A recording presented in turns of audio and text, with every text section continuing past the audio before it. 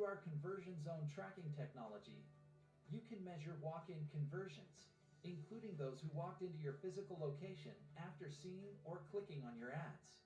You can use geofencing marketing for customer loyalty programs, competitor conquesting, event and conference targeting, and even layering some geofencing with connected over-the-top TV advertising campaigns. Geofencing marketing helps you drive more leads, elicit engagement, and improve your brand awareness. Make geofencing marketing part of your marketing strategy by contacting us today. So up here it says 6,600K partner sites apps. Like, Yes. how are these, like, you actually have 600,000 partners, or? No, okay. So we do have 600,000 apps that are connected. And so what that means is people always ask, where are the customers going to see that ad? And so it's not social media marketing. It's an ad that finds you depending on where you are searching anywhere. Like if you're looking for a recipe for like chicken tenders or something, or if you're on like the Wall Street Journal, if you're on like the podcasting, whatever it is, it'll find you. And that's why it specifies that there's 600,000 connected apps, Okay. because that's the next question I always get is, how do you, like, what if they don't go on any of those apps? And I'm like, these are very common apps. Yeah. It's highly unlikely that they're not going to see it. How many other companies are doing this? There's a few other companies that do it.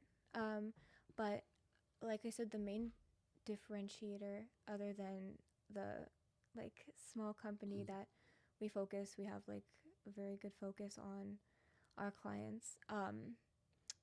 You usually need like a budget of $20,000 a month or more to get started in geofencing, just because of the nature of it. But we've been able to like ratchet it down just to $500 a month for like very bare minimum. But So what's the bare minimum? it would be, well, it gets very granular depending on what you want as a person. But for example, if you wanted to target like different podcasts in the area, you could target 3 locations, but it wouldn't target everybody that walks in. It would target only like the people that we would have to set. We'd have to set like a very specific target so that we actually reach those people, and you'd probably be able to retarget them once or twice.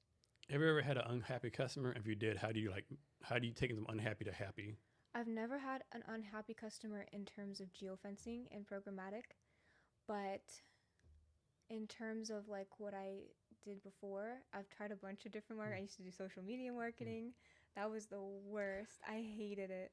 And so that I worked with a lot of contractors, and one of my contractors like followed an account with one of my clients' accounts, and they were pretty upset. It wasn't like a gross account or anything, but they were still mad that like they followed accounts without their permission. And so I think that was the biggest time that a customer was pretty upset.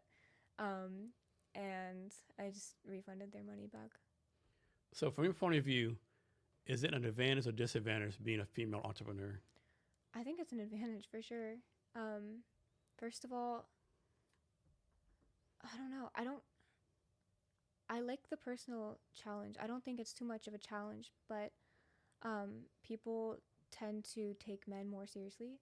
And I feel like that's true across culture and across like the world. But it's nice because I know that if I do get a client, it's like, okay, I feel like I positioned my services very well, you know? And also, you know, I don't know, it's nice to know like when you're doing a good job, and yeah, it's easy to work with men sometimes as a female entrepreneur. They like, if you're trying to get a meeting, then it's like, oh, okay, she's a girl, it's okay, at least let her talk.